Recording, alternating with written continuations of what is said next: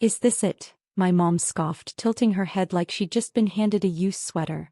You call this a Christmas surprise? Then she laughed, sharp, careless.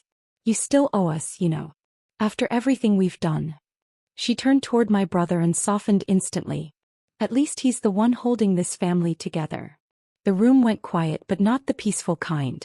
The kind that hums in your ears and makes your chest feel hollow. I stood there with the gift receipt still folded in my palm, watching the Christmas lights flicker like they were embarrassed for me. I had planned this moment for months. Worked overtime. Skipped meals.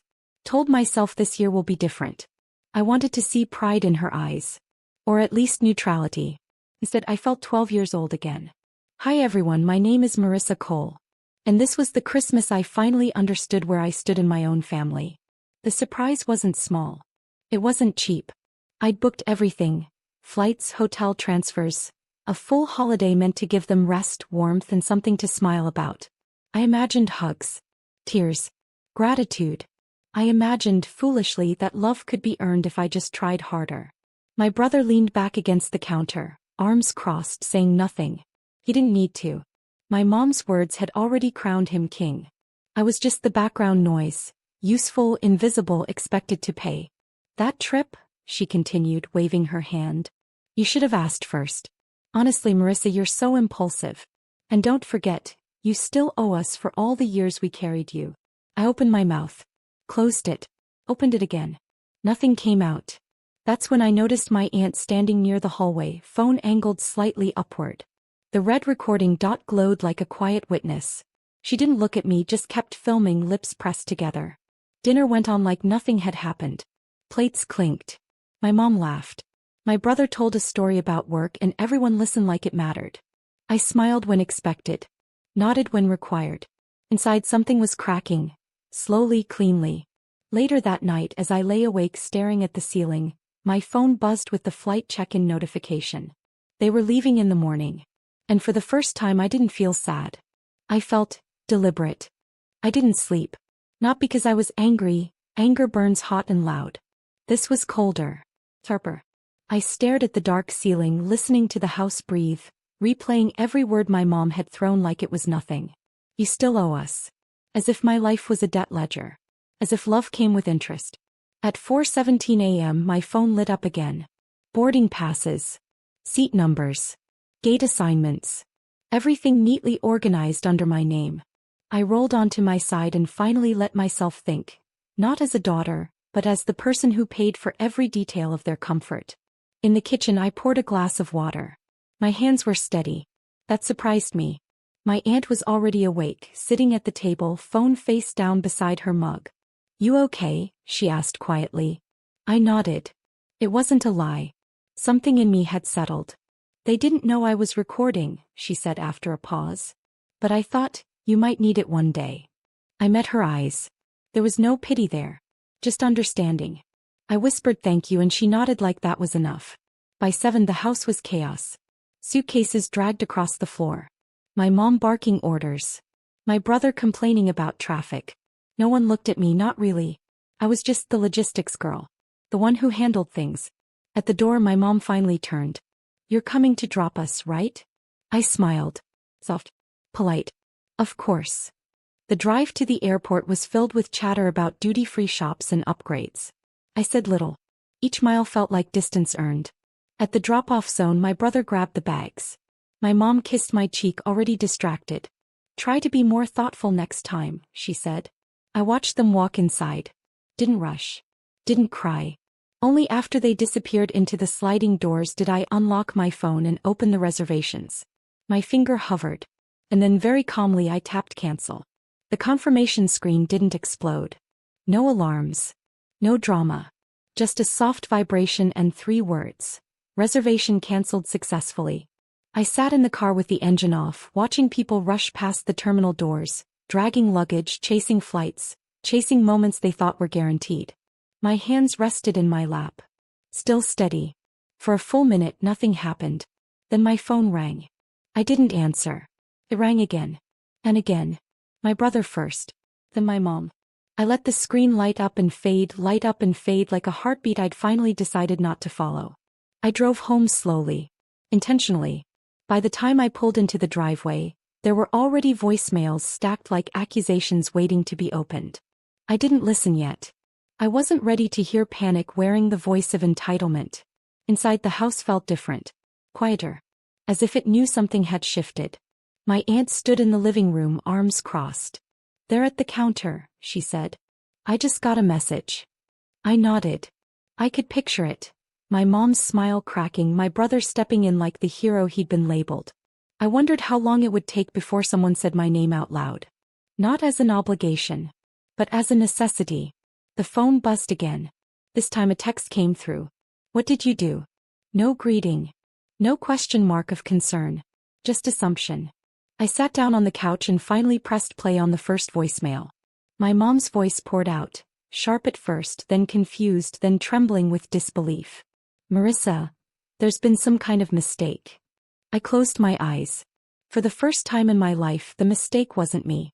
And somewhere between the missed calls and the growing silence, I felt something unfamiliar settle in my chest.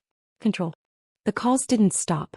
By noon, my phone felt heavier just sitting beside me, like it was filled with voices trying to claw their way out. I finally answered when my brother's name flashed again. Not because I owed him, but because I wanted to hear the truth crack through his confidence. "Are you insane?" he snapped before I could say hello. "We're stuck. Mom's freaking out." "Fix it." I leaned back on the couch, staring at the faint outline where the Christmas tree had stood the night before. "Fix what?" I asked calmly. "The reservations," he hissed. "They're saying everything was cancelled. Flights. Phil. All of it." Silence followed. The kind where someone waits for an apology. "You told me I still owed you," I said softly. "I figured I'd stop paying interest." He scoffed. "You're being dramatic. This is Christmas." I thought of my mom's laugh. The word owed. The way my name disappeared the moment my usefulness ended. Then my mom took the phone. Her voice was syrupy now. "Careful. Sweetheart, there must have been a misunderstanding. We're at gate 23. People are staring. Can you just rebook it? We'll talk when we get back." When we get back. Like it was already guaranteed. "I can't," I said. Everything was non-refundable. That was a lie. But it sounded clean. She inhaled sharply. "After everything we sacrificed for you?" I closed my eyes. "You recorded that sacrifice for me," I said. "Remember." The line went dead. My aunt exhaled from the kitchen doorway. "They're arguing," she said quietly. Loud. I pictured it clearly, entitlement unraveling in public, their narrative cracking under fluorescent lights. And for the first time I didn't feel cruel. I felt finished. The house phone rang next. I stared at it like it was a relic from another life. Something meant for emergencies, not consequences. My aunt shook her head from the kitchen. "Don't," she mouthed. I picked it up anyway. My mom didn't yell this time. Her voice came out thin, stretched tight over embarrassment. "People are watching," she whispered. "Your brother is trying to talk to the airline, but they won't even look at him." I imagined her standing there, chin lifted, pride fighting panic. The same woman who taught me how to smile through discomfort, how to swallow feelings for the sake of appearances. "You always said I embarrassed you," I replied. "Consider this practice." She sucked in a breath. "This isn't funny." "I know," I said. "Neither was Christmas." The line went quiet, then a click, not a goodbye. Just an ending she didn't get to control. I set the phone down and finally let my shoulders drop. Outside, the afternoon light stretched across the living room floor, slow and indifferent. Life apparently went on. My aunt sat beside me, pulling up the video on her phone. "They keep changing the story," she said. "Now it's a booking error. Then it's stress. They're even blaming the airline." I watched my mom's face freeze mid-laugh on the screen. The moment she called me a debt. The way my brother stayed silent while being praised. "Save it," I said. "I might need it." Hours later, a final text came through. "We'll talk when you come to your senses." I smiled, not because it was funny but because it was familiar. That line had ended every argument of my childhood. Only this time I wasn't waiting to be forgiven. I was done explaining myself. And somewhere between the quiet and the proof in my aunt's phone, I realized something had shifted forever. They came back that night. I knew before I heard the door. The air changed first. Heavy. Charged. like the house was bracing itself. My mom's heels hit the floor too hard, too fast. My brother's voice followed, sharp and defensive, already rehearsing excuses. I stayed seated. My mom stopped in front of me, arms crossed so tight her knuckles whitened. "Do you have any idea what you did to us today?" she demanded. I looked up slowly. Yes. That seemed to confuse her. She was used to tears. Apologies. Explanations. My brother stepped in. "You humiliated us," he said. "In public. Do you know how that looks?" I nodded once. Exactly like it felt. My mom laughed, brittle, forced. "You're being dramatic again. This family survives because we stick together." I glanced at my aunt who stood silently near the hallway, phone in hand. "No," I said. "This family survives because one person keeps paying." Her face darkened. "You think money makes you important?" "No," I replied.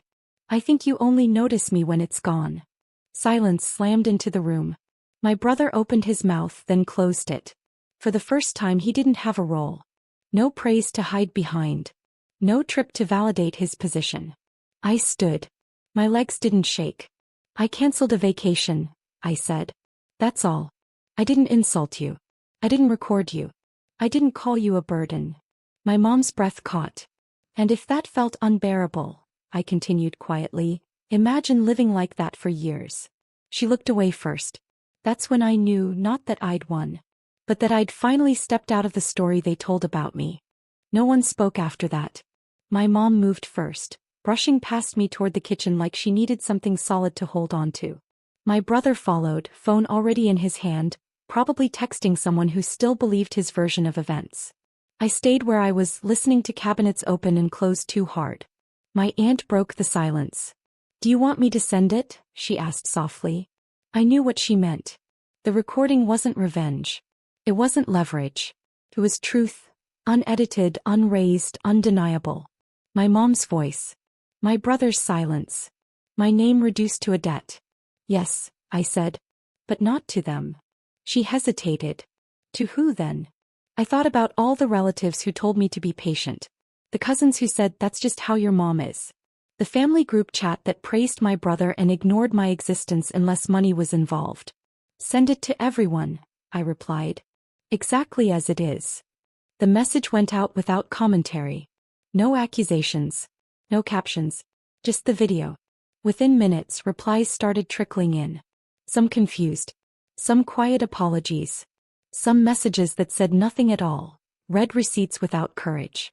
My mom stormed back into the living room when her phone buzzed nonstop. She didn't yell. She looked smaller. "You had no right," she said weakly. I met her gaze. "You took that right the moment you forgot I was your daughter." That night I packed a bag. Not in anger. In clarity. As I closed the door behind me, I realized something powerful. They could no longer rewrite what was recorded. And for the first time I didn't need them to understand. I just needed to leave. I didn't slam the door when I left. I pulled it closed gently, like you do when you don't plan on coming back. The night air was cold but clean. It filled my lungs in a way that felt earned. For once I wasn't carrying anyone else's expectations with me. Just my bag, my keys, and the weight of a decision I should have made years ago. My phone buzzed as I walked down the steps. Messages. Apologies that arrived too late. A cousin saying she never realized. An uncle typing, deleting, typing again. My mom's name appeared last. No words, just a missed call. I didn't return it. I stayed with my aunt that night. We didn't talk much. She made tea. I watched the steam rise and disappear, thinking about how silence can finally mean peace instead of punishment. In the weeks that followed, something unexpected happened. The family didn't fall apart. They adjusted. My brother stopped being praised out loud. My mom stopped making demands that echoed.